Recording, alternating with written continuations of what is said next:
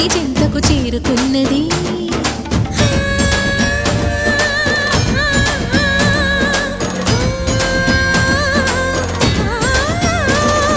భవుని భువికి తరలించేలా ధరణి దివిని తలపించేలా రసతరంగిణి వేళ ఎదిని నృత్యరతుని చేయగలిగే వేళ